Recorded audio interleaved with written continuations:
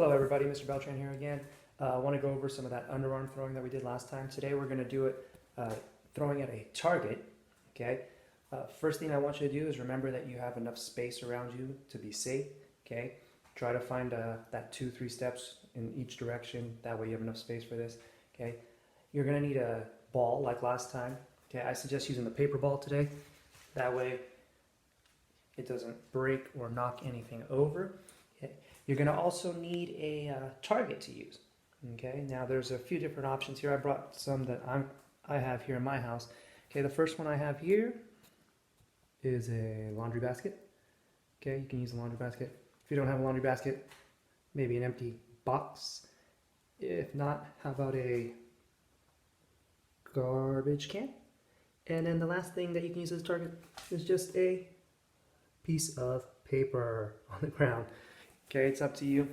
The size of the target, obviously the bigger the target, the easier it's going to be. The smaller the target, the harder it's going to be. So you also have to choose what you want on that.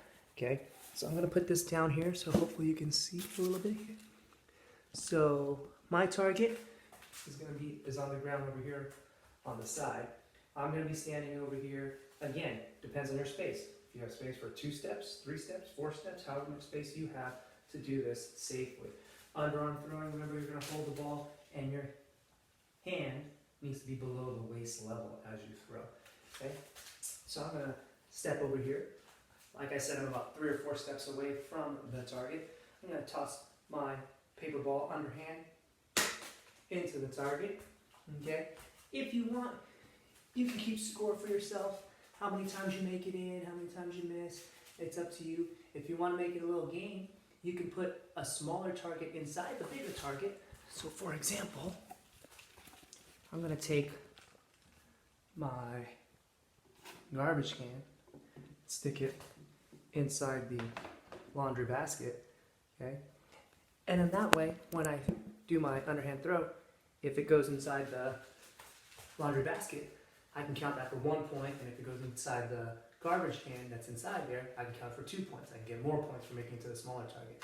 Okay, let me give that a shot. So I'm going to step off the side here, underarm throw. Made it into the garbage can, so that counts for 2 points for me. And then I'll grab my ball and do it again. Practice for a few minutes, okay? If you have someone in your house that you can play with, play against, your brother, your sister, your mom, your dad, grandma, grandpa, go ahead and play against them. If not, feel free to practice by yourself, okay? Use both hands, okay? So after you try it a little bit with this hand underarm, try it for a few minutes with this hand underarm. See which side is better, which side is worse, which side needs more practice, okay? Again, the whole purpose of this is to practice your underarm throwing. So we want to make sure that that hand of yours stays below the waist as you're throwing it, okay? Hopefully you'll get some good practice with your underarm throwing, and I will talk to you and see you next time. Goodbye.